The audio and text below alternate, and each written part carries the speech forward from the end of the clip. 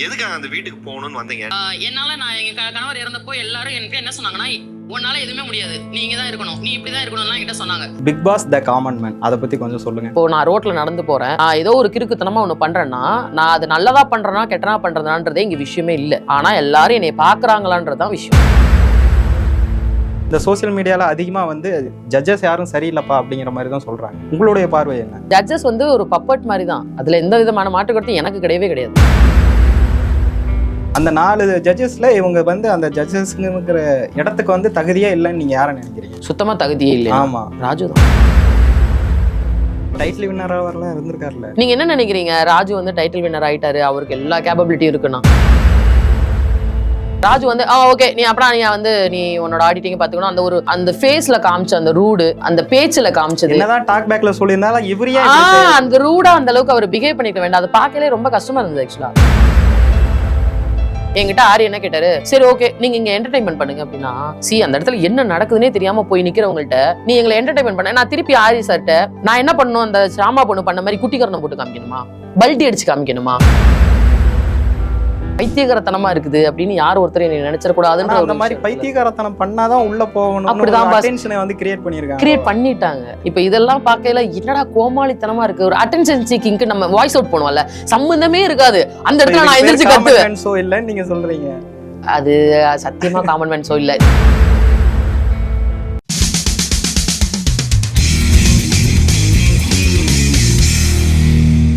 கொஞ்ச நாளாவே ரொம்ப ஹாட் டாப்பிக்காக போயிட்டு இருக்கிற விஷயம் என்னன்னு பார்த்துட்டோம்னா, இந்த Bigg Boss the common man அப்படிங்கிற ஒரு விஷயம் தான் ரொம்ப ஹாட் டாப்பிக்காக போயிட்டு இருக்கு. இப்போ என்னன்னா, அந்த காமன் மேன்ல ஒருத்தங்க இப்போ நம்மளோட வந்து இணைஞ்சிருக்காங்க. அவங்க யாருன்னு பார்த்துட்டோம்னா, ஒரு பன்முக திறமையாளர், போட்டோகிராஃபர், பேச்சாளர், இப்போ வந்து கேப் டிரைவராக இருக்காங்க.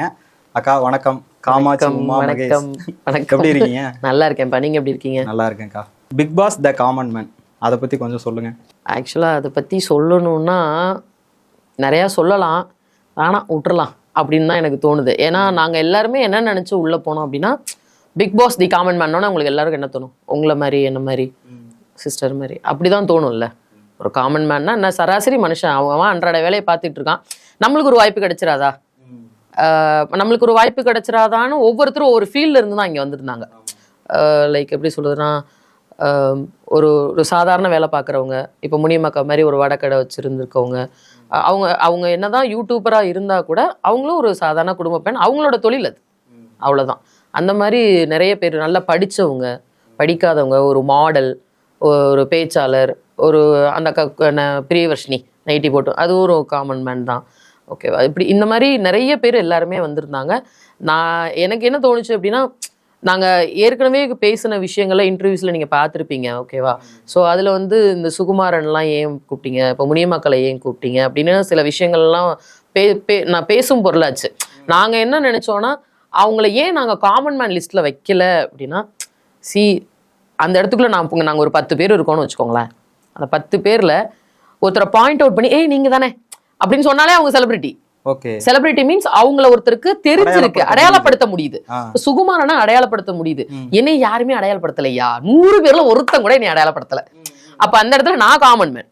அப்ப நாங்க என்ன நினைச்சோம்னா, இப்போ வந்து தாமரை அக்காவை கொண்டு போனது மாதிரி, அப்ப அவங்க ஒரு மேடை நாடக கடைகரா இருந்து அப்படித்தானே தாமரை அக்காவை, அதுக்கப்புறம் தானே தாமரை அக்கா என்ன பண்ணாங்கன்னே நம்மளுக்கு தெரியும், பிக் பாஸ் வந்ததுக்கு அப்புறம் தெரியும். அந்த மாதிரி முனிமக்காவை கொண்டு போயிருக்கலாம், FJ போனது மாதிரி சுகுமாரை கொண்டு போயிருக்கலாம். செலிபிரிட்டியில அவங்களுக்கு டெஸ்ட் வச்சு அந்த லெவலில் டெஸ்ட் வச்சு கொண்டு போயிருக்கலாம். அவங்க எப்படி அந்த மாதிரி ஒரு கேள்விகள் தான் இருந்துச்சு ஒழிய நீ ஏன் வந்தன்ற கேள்வி கிடையாது. ஆக்சுவலாக நான் நினச்சி போனது வந்து காமன் மேன், ஓகே நம்மளுக்கானது, நம்ம என்ன பண்ணிக்கிட்டு இருக்கோம், ஒரு இண்டிவிஜுவல் உமனாக, ஒரு ஒரு எப்படி சொல்கிறது, ஒரு சிங்கிள் மதராக நான் எவ்வளோ ஸ்ட்ரகிள் அனுபவித்தேன். அப்போ என்ன மாதிரி இருக்கக்கூடிய பெண்கள் எந்த அளவுக்கு வெளியில் வர முடியும், அவங்கள மாதிரி ஆட்களை மோட்டிவேட் பண்ணுறதுக்கும் அவங்கள ரெப்ரசன்டேட் பண்ணுறதுக்கும் தான் நான் உள்ளே போனது. பட் அன்ஃபார்ச்சுனேட்லின்னு சொல்லக்கூடாது, ACDC விஜய் டிவி என்ன பண்ணுவாங்களோ அவங்களோட டிஆர்பிக்கு அதை பண்ணிட்டாங்க அப்படின்னு தான் சொல்லணும். அது அவங்களோட சேனல் டிஆர்பி நம்ம ஒன்றும் பண்ணுறதுக்கு இல்லை. பட் ஆனால் அந்த 20 பேரை டாப் 20ல் செலக்ட் பண்ணாங்கல்ல, ஸோ அதில் தான் எனக்கு வருத்தம். ஏன்னா லைக் நேற்று எபிசோட் நீங்கள் பார்த்துருப்பீங்கன்னு நினைக்கிறேன். நேற்று எபிசோடில் நாங்கள் எல்லாருமே வந்திருந்தோம். அதில் வந்து யாரெல்லாம் பதில் சொல்லலையோ, அந்த டாஸ்க்கை கரெக்டாக பண்ணலையோ, அதெல்லாம் வெளியிலேயே தெரியல. முதல்ல வெளியில தெரிஞ்சாதானே நீங்க பேசுவீங்க, என்னப்பா இவன் பண்ணவே இல்லை, என்னப்பா இந்த பொண்ணு பண்ணவே இல்லை, இவங்களை எப்படி உள்ள எடுத்தீங்க அப்படின்னு நீங்க சொல்லணும்னாலே அது முழுசா வெளியில வந்துருக்கணும். அது வரலன்றது தான் இன்னைக்கு ஏன்னா இது வரைக்கும் நடந்தது கூட எனக்கு அது பெருசாவே தோணலை, காமிக்கல கூட. ஆனா என்னடா 3 நிமிஷத்தை கூட ஒழுங்கா காமிக்கல, புரியுதுங்களா? 3 நிமிஷத்தோட ஒழுங்கா காமிக்கல. எப்படி சொல்றதுன்னா, பதில் சொல்றதுதான் டாஸ்க். நீ பதில் சொல்லாம நின்னுட்டாலே நீ வந்து அந்த இடத்துல ரிஜெக்டட் அப்படின்னா அவங்க எல்லாம் உள்ள போகல. ட்ரிம் பண்ணிருக்கலாம்ல அவங்க. புரியல. டியூரேஷனுக்காக ட்ரிம் பண்ணா அவங்க செஞ்சதை காட்டியிருக்கணும்ல. நீங்க சொல்றது ஓகே, டிஆர்பிக்கு டியூரேஷனுக்காக அதை கட் பண்ணிட்டாங்க. அவங்க பேசுனதுல சயன நிலையில பெருமாள் மாதிரி இப்படி படுத்திருந்ததையும் இப்படி படுத்துக்கிட்டு புஷ்அப் எடுத்ததையும்லாம் காமிச்சிருக்கணும். அதை ஏன் ரிஜெக்ட் பண்ணீங்க? ஓப்பனா வந்து ஒரு ஸ்டேஜ்ல நான் ஃப்ளட் பண்ணதான் வந்து பிக் பாஸ் வீட்டுக்குள்ள போறேன், நான் ஒரு லவ் கண்டென்ட் கொடுப்பேன்னு சொன்னதை ஏன் நீங்க வந்து ட்ரிம் பண்ணீங்க? ஸ்டேஜ்ல நின்று எனக்கு பதில் சொல்ல பிடிக்கலன்னா நான் வந்து இப்படிதான் புஷ்அப் எடுப்பேன், நான் அதை அவாய்ட் பண்றதுக்கு நான் என்ன டிஸ்ட்ராக்ட் பண்ணிக்கிடுவேன், நான் புஷ்அப் எடுப்பேன், நான் மல்லாக்க இப்படி படுத்துக்குவேன் சயன நிலையிலன்னு சொன்னதை ஏன் ட்ரிம் பண்றீங்க? அதை போட்டுட்டு இதெல்லாம் ட்ரிம் பண்ணிருக்கணும். எங்களோட கேள்வி உங்களுக்கு புரியுதா? எங்களோட ஆதங்கம் புரியுதா? நீங்க ஏன் அதை போடல? புரியுதா உங்களுக்கு? நீங்க சொன்னதுல இருந்தா எனக்கு ஒரு கேள்வி தோணுது. என்னன்னா, இப்போ அந்த பஸ் டாஸ்கா இருக்கட்டும், அதுக்கப்புறம் வந்து அந்த சேர் டாஸ்கா இருக்கட்டும், இதெல்லாமே வந்து மக்கள் பார்த்துட்டாங்க. ஏன்னா வந்து அதை அவங்க டெலிகாஸ்ட் பண்ணாங்க. ஆமா. இதை தாண்டி அங்க வச்ச டாஸ்க்ல இன்னும் ஒரு சிலதெல்லாம் அவங்க இன்னும் காட்டவே இல்லை அப்படிங்கிற மாதிரி. இல்ல அப்படிலாம் ஒண்ணும் கிடையாது. பஸ் டாஸ்க்ல அடுத்ததெல்லாம் எதுவும் டாஸ்க்லாம் வைக்கல, அதெல்லாம் ரூமர்ஸ், அதை நீங்க நம்ப வேண்டாம், அதெல்லாம் கிடையாது. பஸ் டாஸ்க்ல ஆக்சுவலா பஸ் டாஸ்க்குமே எங்களுக்கு வந்து பெரிய ஒரு மாதிரி தான் இருந்தது, கஷ்டமா இருந்தது. ஏன்னா அந்த அவங்க பஸ்ஸை கொண்டாந்து நிப்பாட்டினதுக்கும் நாங்க ஓடுறதுக்கான அந்த ஒரு தரை இருக்குல்ல, அது ரொம்ப சிமெண்ட் தரை, ஒரு மாதிரி கல்லுகள்லாம் இருக்கும். யாராவது ஸ்லிப் ஆகி சடனா விழுந்துட்டா கூட முட்டியெல்லாம் தேஞ்சிரும், அந்த மாதிரி ஒரு தரை தான். ஆமா, ஓகேவா? அப்போ இவ்வளோ ரிஸ்க் எடுத்து இப்போ நீங்க பாக்குறீங்களா, இந்த காலோட ஏன் ஓடுறோம்னா அது டாஸ்க்கு. இந்த டாஸ்க் நம்ம ஜெயிச்சாதான் அடுத்த ரவுண்டுக்கே போக முடியும். அப்போ நம்மளோட ஃபுல் எஃபர்ட் போடுவோம்ல, அந்த ஃபுல் எஃபர்ட்டையும் போட்டு தான் அந்த பஸ் டாஸ்க்ல நாங்கள் உட்காந்தோம். 2 மணி நேரம் உட்காந்து தம்பி, இவன் சொல்ற மாதிரி 2 மணி நேரம் ஊற வச்சு அடிச்சாங்கடான்னு பண்ணிட்டு அவ்வளோ வேர்வை குளியல குளிச்சுட்டு இருந்தோம். அப்படிதான் இருந்தது. வீட்டுல 1 மணி நேரம் ஃபேன் இல்லைனாலே நம்ம இருக்க முடியல, அப்படியே ஊத்துது. இப்போ எனக்கு அப்படியே ஊத்துது. இன்னொருத்தெல்லாம் குளிச்சுட்டான், மொத்தமாவே குளிச்சுட்டான். ஒரு பொண்ணு குளிச்சிருச்சு. ஓகே, இவ்வளவையும் தாண்டி நாங்க வரோம்னா இல்ல நீங்க யாருமே வந்து ரிஜெக்டடும் கிடையாது, செலக்ட் வாங்க அடுத்த ரவுண்டுக்கு போகலாம் அப்படின்னா எப்படி இருக்கும் உங்களுக்கு? அது நமக்கு என்னன்னு பதிலே தெரியல. எதுக்குடா இவ்வளவு கஷ்டப்பட்டு இந்த டாஸ்க ஓடணும், ஏன்டா இறங்கணும், ஏன்டா குதிச்சோம்? ஏன்னா லைக் ஏதோ ஒரு இடத்துல சின்னதா நம்ம மிஸ்டேக் அந்த பஸ் டாஸ்க்குள்ள, இல்ல ரொம்ப டயர்டா இருக்கு, இப்படி லைட்டா கண்ணா சந்துட்டோம், இல்ல அந்த இடத்துல அந்த பஸ்ல நம்மளால சீட்டு பிடிக்க முடியல அப்படின்ற ஒரு இடம் வந்ததுன்னா, நீ சீட்ல உட்காரல அதனால நீ அன்குவாலிஃபைடு, ஓகேவா, நீ ரிஜெக்டட் அப்படின்னு சொல்லிடுவாங்களோ? எதுல ட்விஸ்ட் வைப்பாங்கன்னே நம்மளுக்கு தெரியாது இல்ல. லைக் எந்த இடத்துல ட்விஸ்ட் வைப்பாங்க? நீ ஏறி உள்ள போயிட்ட, உன்னால அந்த இடத்துல உட்கார முடியல, நீ வந்து தூங்கிட்ட, நீ அந்த இடத்துல முடிச்சுட்டு இருந்திருக்கணும் எல்லாரும் மாதிரியும், நீ தூங்கிட்ட அப்படின்னு சொல்லிடுவாங்களோ? ஏன்னா எதுனே தெரியாம நாங்க உட்காந்துருந்தோம். நீ சீட்ல உட்காரல அப்படின்றதுனால நான்லாம் பக்கத்துல இருக்க பேபி கதை என் பக்கத்துல உட்காந்துச்சு. ஃபர்ஸ்ட் நான் உட்காந்தேன், அப்புறம் பெல் அடிச்சாங்க. பெல் அடிச்சாங்கன்னு நினைச்சு கீழே இறங்கினா அந்த பெல்ல எவனோ ஒருத்த அமைக்கிருக்கான் தெரியாதனமா. நாங்க அடிச்சுட்டாங்கன்னு வச்சு இறங்கிட்டு ஏறி திருப்பி மறுபடியும் உட்காந்தோம். சீரியஸ்லி நான் ஃபர்ஸ்ட் ஏறணும் சீட்ல உட்காந்துட்டேன். இவங்க பெல் அடிச்சோம் ஐயோ அப்படின்ட்டு இறங்கிட்டோம். திருப்பி பார்த்தா அந்த சீட் இன்னொருத்த முடிச்சிட்டான், பேபி அக்கா உட்காந்துச்சு. அதுக்கப்புறம் எனக்கு என்ன தோணுச்சுன்னா, ஒருவேளை இது கூட வந்து டாஸ்கா இருக்குமோ, சத்தமே இல்லாம பேபி அக்காவை நெகட்டிவ் விட்டு நம்ம எப்படியாவது இப்போ அந்த இடத்துல ஒரு ட்ரிக்கை யூஸ் பண்ணி நான் அந்த இடத்துல சீட்டு பிடிச்சும் திருப்பி உட்காடுறோம். இவ்வளவும் நாங்கள் ஏன் யோசிக்கிறோம்? எல்லாரையும் என்கேஜாக வச்சுக்கணும், எந்த இடத்துலையும் ஸ்கிப் ஆகிடக்கூடாது, நம்ம தூங்கிடக்கூடாது, டயர்டு தெரிஞ்சிடக்கூடாது அப்படின்னு அவ்வளோ பண்ணோம். ஆனால் அது 2 நிமிஷம் தான் வந்தது. அப்போ ஒரு 2 மணி நேரம் எஃபோர்ட் போட்டு அந்த டாஸ்க்குக்காக நம்ம உட்காந்துருக்கோம். அது 2 நிமிஷம் தான் டெலிகாஸ்ட் ஆகுனா எல்லாருக்குமே உள்ளது தான் அது. ஆனா அந்த பஸ் டாஸ்க் மேல ஓவரா கிரிட்டிசைஸ் வந்துச்சு. என்ன மாதிரி மக்களை போட்டு இப்படி ஏன் போட்டு சித்திரவதை பண்ணி தான் வந்து விஜய் டெலிவிஷன் வந்து இந்த அளவுக்கு வந்து டிஆர்பி வாங்கணுமா? இல்லை, இங்க நான் வந்து எப்படி சொல்றதுன்னா, டிஆர்பி அப்படின்றதே வந்து நம்மளை பார்க்க வைக்கணும் அப்படின்றதுக்கு யார் என்ன வேணாலும் பண்ணுவாங்க. எக்ஸாக்ட்லி கரெக்டா. இப்போ நான் ரோட்ல நடந்து போறேன், நான் ஏதோ ஒரு கிறுக்குத்தனமா ஒன்று பண்றேன்னா, நான் அது நல்லதா பண்றேன்னா கெட்டனா பண்றதுனான்றதே இங்க விஷயமே இல்லை. ஆனா எல்லாரும் என்னை பாக்குறாங்களான்றதுதான் விஷயம். எக்ஸாக்ட்லி கரெக்டா. ஸோ அந்த ஒரு விஷயத்துக்காக அவங்க அதை வச்சிருக்கலாம். ஆனா அதை கொஞ்சம் எப்படி சொல்றது, நேர்மையா வச்சிருக்கலாம். டாஸ்க்னு வைக்கிறீங்கன்னா அதுல ஜெயிச்சவங்களும் அடுத்து சேர் டாஸ்க் அனுப்பு, சேர் டாஸ்க்ல ஜெயிச்சவங்களும் அடுத்த டாஸ்க்கு அனுப்பு. அப்படி நீங்க ஃபில்டர் பண்ணியிருந்தா இது வந்து எங்களுக்கு வந்து மேபி வந்து ஓகே டிரான்ஸ்பரண்டா இருக்காங்க, காமன் தான் செலக்ட் பண்றாங்க அப்படின்ற மாதிரி ஒரு ஜோனல்ல போயிருந்திருக்கும். பட் அது அப்படி கிடைக்கல அப்படின்றதுல என்ன ஆச்சுன்னா, ஓகே இது எல்லாமே என்னடா இது எதுக்குடா வச்சிங்க அப்படின்ற மாதிரி இருந்துச்சு. லிட்ரலி எங்களுக்கு என்ன காலையில் 5 மணிக்கு போகணும்னு சொல்லிட்டாங்க. 5 மணிக்கு வந்துடணும்னா அந்த பஸ் டாஸ்க் ஆரம்பிக்கையில் மணி என்ன தெரியுமா, லிட்ரலி ஒரு 9:30 10 o'clock. டிஃபன் கிடையாது. ஏன்னா டிஃபன் இருந்ததுன்னா நாங்கள் தூங்கிடுவோம். டயர்ட் ஆயிடுவோம்னா நாங்க டிஃபனும் கிடையாது ஓகேவா, பட் பிரேக்ஃபாஸ்ட் மாதிரி லைட்டா கொடுத்துட்டாங்கன்னு வச்சுக்கோங்களேன். டைமே நம்ம அசம்ஷன்ல சொல்றது. ஆமா, ஓகேவா. ஸோ அது முடிச்சு திருப்பி முடிச்சு வீட்டுக்கு போகையில மணி என்னன்னு பார்த்தீங்கன்னா அரௌண்ட் ஒரு 10 o'clock, காலையில 6 மணிக்கு 5 மணிக்கு வந்துட்டு 10 o'clock போகிறதுனா வச்சு பாருங்களா.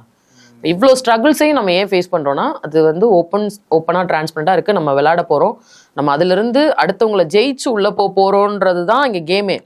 ஆனால் அந்த கேமே அங்கே இல்லை அப்படிங்கையில தான் எங்களுக்கு ரொம்ப ஹர்ட்டிங்காக இருக்குது. நீங்கள் ஏன் இப்படி பண்ணிட்டீங்க அப்படின்றத. நீங்கள் டிரான்ஸ்பரண்டாக இல்லைன்னு சொல்கிறீங்க. கட்டாயமா இல்லை. அதில் எனக்கு எந்த வித மாற்று கருத்தும் கிடையாது. இது எந்த இடத்துல கேட்டாலும் எப்படி சொல்கிறது, லாஸ்ட் இன்டர்வியூலாம் கேட்டாங்க, அந்த பாண்டில் சைன் வாங்கினாங்க, ஓகே அதை வச்சு உங்களை எதுவும் பிளாக்மெயில் மீன்ஸ் வந்து நீங்கள் இது மாதிரிலாம் பேசக்கூடாது பண்ணக்கூடாதுன்னு எதுவும் சொன்னாங்களா அந்த மாதிரிலாம் கேட்டாங்க. பட் அவங்கள அது மாதிரிலாம் எதுவும் சொல்லலை. அட் த சேம் டைம் எங்களை கூப்பிட்டது நீங்கள் காமன் மேனுக்கு தான்.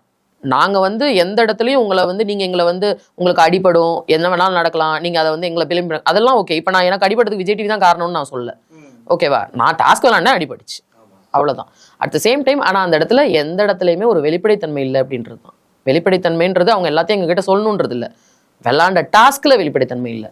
இதை தாண்டி இன்னொரு விஷயமும் கவனிக்க வேண்டியதாக இருந்துச்சு. என்னன்னு பார்த்துட்டோம்னா இந்த சோசியல் மீடியாவில் அதிகமாக வந்து ஜட்ஜஸ் யாரும் சரியில்லைப்பா அப்படிங்கிற மாதிரி தான் சொல்கிறாங்க. உங்களுடைய பார்வை என்ன? அதே தான் என்னோட பார்வை. இல்லை மேம், இப்போ இல்லை சரி இல்லை 4 பேருமே சரியில்லைங்கிறீங்களா இல்லை பர்டிகுலரா எனக்கு அப்படிங்கிறீங்களா? இவங்க ஓகே அப்படின்றது இல்லை. எனக்கு என்ன பர்சனலி தோணுச்சு அப்படின்னா, இப்போ என்ன செலக்ட் பண்றதுக்கு ஆரி எனக்கு ஹோல்டு காமிச்சாருல்ல, ஸோ அந்த டைம் பீரியட்ல நான் எனக்கு என்னன்னா ஆரி என்கிட்ட ஒரு கேள்வி கேட்கிறாரு.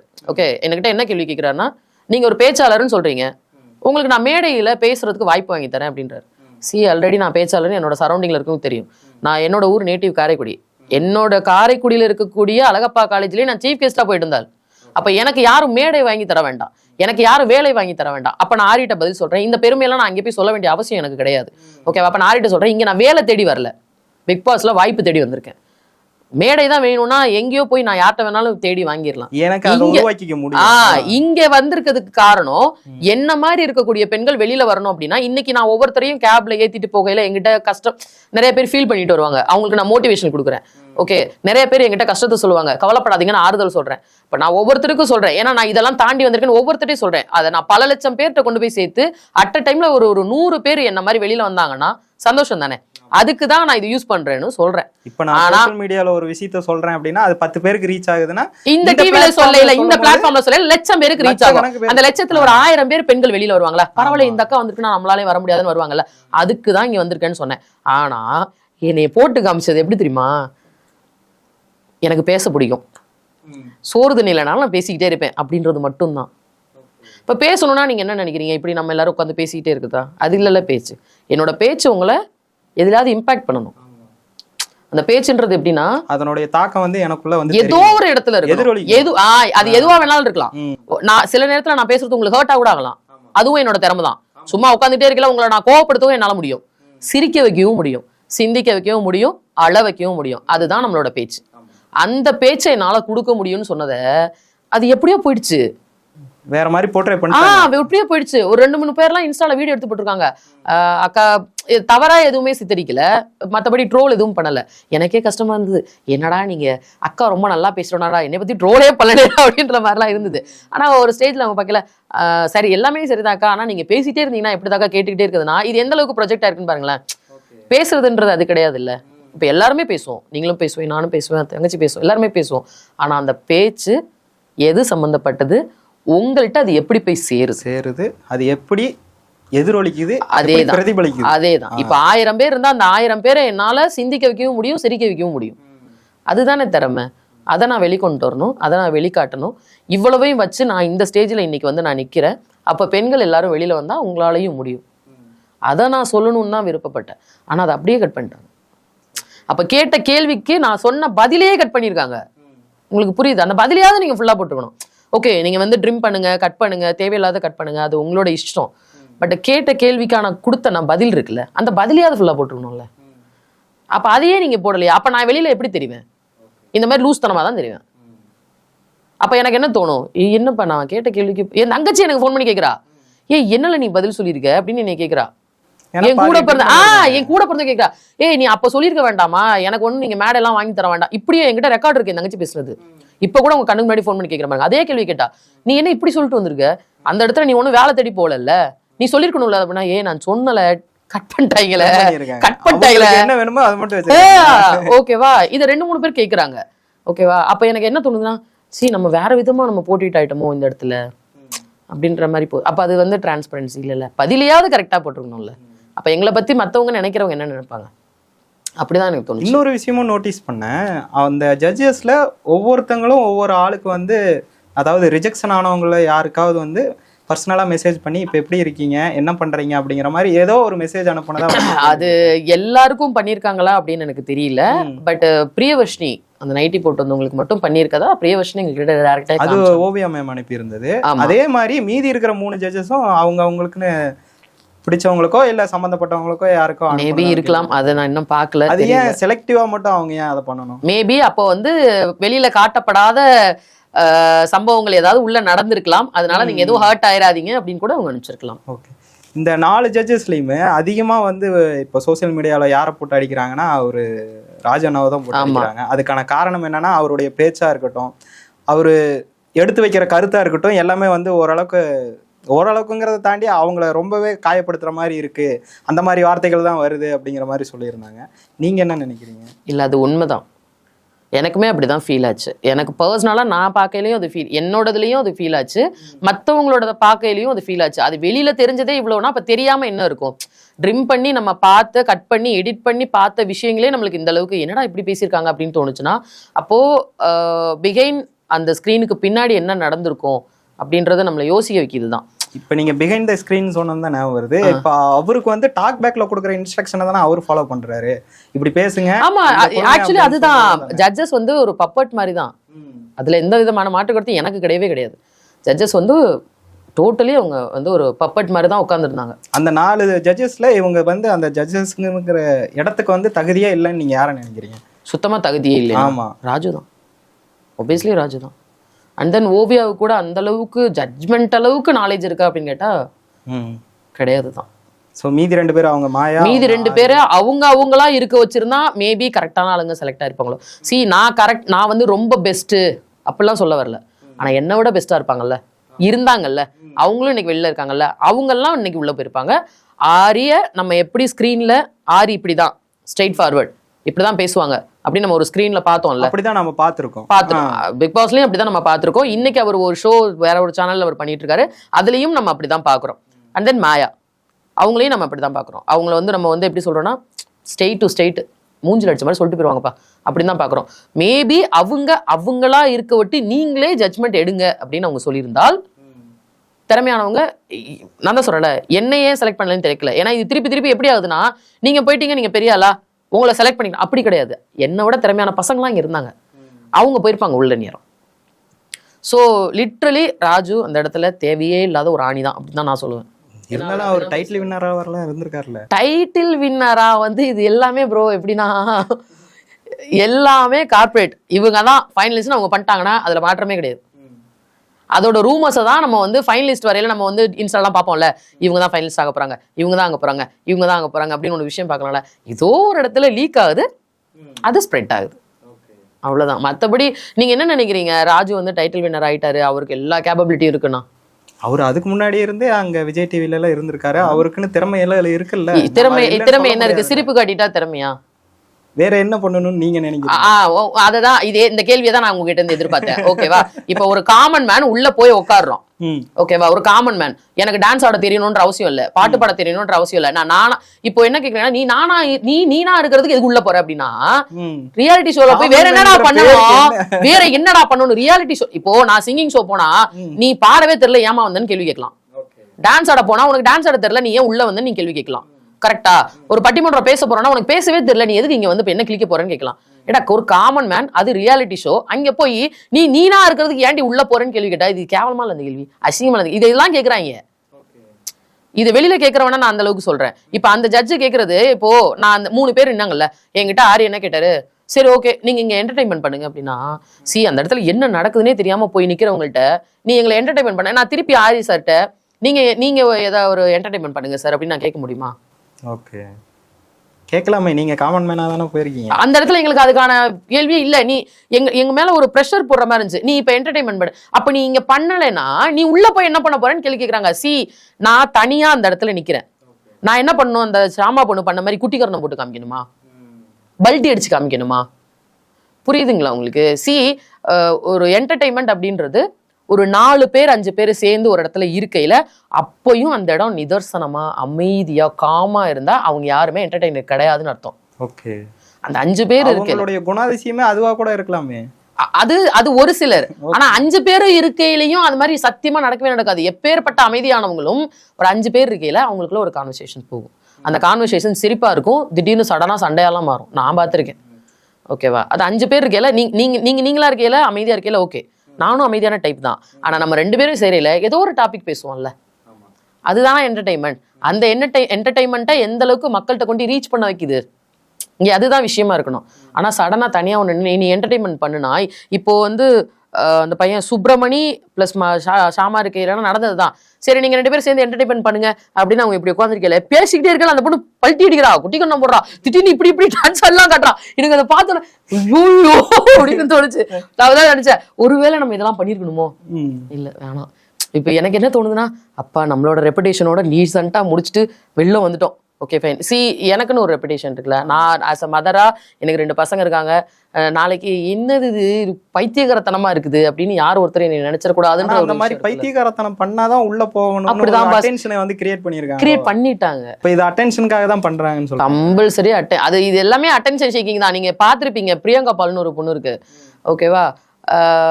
அந்த பொண்ணும் அந்த நேத்து நடந்த டாஸ்க்ல இப்படி சமணம் போட்டு உட்காந்துட்டு மேக்கப் வச்சுட்டான் அப்படின்றா. ஓகேவா? சரியா அந்த இடத்துல பதில் சொல்லல. இப்ப இதெல்லாம் பார்க்கல என்னடா கோமாளித்தனமா இருக்கு. ஒரு அட்டென்ஷன் சீக்கிங்க்கு நம்ம வாய்ஸ் அவுட் பண்ணுவோம்ல, சம்பந்தமே இருக்காது. அந்த இடத்துல நான் எதிர்த்து கத்துவேன். சோ இல்ல நீங்க சொல்றீங்க, அது சத்தியமா காமன் மேன் ஷோ இல்ல. நீங்க அதுக்கு கோமாளித்தனம்னு சொல்றீங்க. அது நீங்க குக் வித் கோமாளி, கலக்க போவது யாரு, அந்த மாதிரி ஜோனலுக்குள்ள போக வேண்டியவங்க எல்லாம் இப்போ காமன் மேனுக்குள்ள போறாங்க. மீன்ஸ் ஃபைனலிஸ்ட்ல சொல்ல அந்த 20 பேர்ல செலக்ட் பண்ணி போனவங்கள சொல்றேன். இன்னுமே ஒரு சிலரை நீங்க இதுக்கு முன்னாடி இந்த வேலை பார்த்துட்டு இருந்தீங்களா, அதையே போய் பாருங்கன்னு சொல்லிட்டு ரிஜெக்ட். ஆமா, அதெல்லாம் ரொம்ப தப்புங்க. ஆக்சுவலா அது ரொம்ப தப்பு. இப்ப அதுலயே நம்ம எடுத்துக்கிட்டோம்னா, இப்ப அவங்க மாயாவை எடுத்துக்கிட்டோம்னா அவங்க நடிகையாவும் இருந்திருக்காங்க, இப்ப தனியா ஷோவும் ஆரம்பிச்சாங்க. ஆமா ஆமா, இப்ப அது மூலமாவே அவங்க பிரபலம் தான். ஆமா, பொம்பளை இல்ல. ஆமா ஆமா, இருந்தாலும் அவங்க பிக் பாஸ்ல உட்காந்து ஜட்ஜஸா உட்காந்துட்டு அவங்களும் காமன் மேனை செலக்ட் பண்ணிட்டு இருக்காங்க. இப்போ அவங்களுக்குமே இதை தாண்டி எனக்கு இன்னொரு விஷயங்கள் தேவைப்படுது அப்படின்னு சொல்லி அவங்களுமே அதை சூஸ் பண்ணியிருக்காங்க. அப்படிங்கிறப்போ ஒரு காமன் மேனா இதை சூஸ் பண்றதுல என்ன தப்பு? அதுக்கு ஏன் அவங்க தடை போடுறாங்க? இல்ல, அவங்க தே ஆர் செலக்டட் ஆல்ரெடி. இவங்க தான் உள்ள 20, இவங்க தான் இருக்கணும், இவங்க தான் 20. அப்ப இவங்களுக்கு என்ன கேள்வி கேட்கணும், இவங்களுக்கு என்ன கேள்வி கேட்கணும் அப்படின்ற. ஆமா, இவங்க என்ன கேள்வி கேட்கணும், இவங்க என்ன கேள்வி கேட்கணும், நீ முடிவு பண்ணிக்க. அவ்வளவுதான். நீங்க சொன்னது மாதிரி பின்னாடி இருந்து இங்க வருது, இங்க வர்றத இவங்க இங்க டெலிவரி பண்றாங்க. தட்ஸ் இட், அவ்வளவுதான். சோ அப்ப அந்த பொண்ணை அந்த நேரத்துல வெளில போக வைக்கணும். அப்ப இவங்க என்ன பதில் சொல்லணும்? சரிப்பா, நீ சிஏவா, நீ அதை மட்டும் ஆடிட்டிங்க மட்டும் பாரு, நீ கிளம்ப வெளில. அதுக்கு மேல நீ அந்த இடத்துல பேச வேண்டிய அவசியம் இல்லை அப்படின்றது மட்டும்தான். ஆனா அவ்வளவு ரூடா ஒரு விஷயத்த சொல்லணுங்கிறது இல்லையே. அதுதான் இங்க எல்லாரோட கன்சர்ன் என்னவா இருக்குன்னா, நீ அப்படியே அவங்கள ரிஜெக்ட் பண்ணா கூட கொஞ்சம் கைண்டா இல்லைங்க, நீங்க நீங்க ப்ரௌடா நீங்க சிஏன்னு சொல்லிக்கிறீங்க அப்படின்னா சிஏ மட்டும் இந்த இடத்துல தேவையில்லை, ஒரு என்டர்டெயினரும் தேவை. எல்லா ஜோனல்லையும் உங்களுக்கு தெரியுதோ தெரியலையோ, பட் நீங்க அதுல கலந்துக்கிற அளவுக்காவது நீங்க இருக்கணும். ஆமா ஆமா, அப்போ நீங்க மேபி நீங்க அதெல்லாம் கொஞ்சம் யோசிச்சு உங்களை டெவலப் பண்ணிக்கிட்டு கூட நெக்ஸ்ட் சீசனுக்கு வாங்க, அந்த மாதிரி கூட கொண்டு போயிருக்கலாம். இப்போ எனக்கு இந்த இடத்துல அதான் கேள்வி. ராஜு ஓகே, நீ அப்புறம் நீ உன்னோட ஆடிட்டிங்க பாத்துக்கணும், அந்த ஃபேஸ்ல காமிச்ச அந்த ரூடு, அந்த பேச்சுல காமிச்சது, என்னதான் டாக் பேக்ல சொல்லியிருந்தாலும் இவரியா அந்த ரூடா அந்த அளவுக்கு அவர் பிஹேவ் பண்ணிக்க வேண்டாம். அதை பார்க்கலே ரொம்ப கஷ்டமா இருந்தது. ஆக்சுவலா எனக்கெல்லாம் உண்மையிலே ரொம்ப கஷ்டமா இருந்தது. இந்த அளவுக்கு ரூடா பிஹேவ் பண்ணி அவங்களையும் சரி, அந்த முட்டி போட்டு நடந்து வந்தானா என் பையன் தடீஷ், அந்த பையில தடீஷ் சொன்னா, அந்த முட்டி போட்டு எல்லாம் பிக் பாஸ்க்கு போறேன்னு சொல்லிட்டு வந்தானே, அந்த பையனையும் ஒரு மாதிரி கோமாளித்தனமா, அதெல்லாம் ரொம்ப கஷ்டமா இருந்தது. அந்த மாதிரி ட்ரீட் பண்ணியிருக்க வேண்டாம். நீ வெளியில அனுப்பணும் முடிவு பண்ணிட்டியா, கொஞ்சம் கைண்டா சரி போ, கொஞ்சம் ஆறுதலா நெக்ஸ்ட் ட்ரை பண்ணு. அதுதானே மனுஷத்தன்மையே இல்லாம ஒரு ஷோ, அது என்ன ஷோ அது?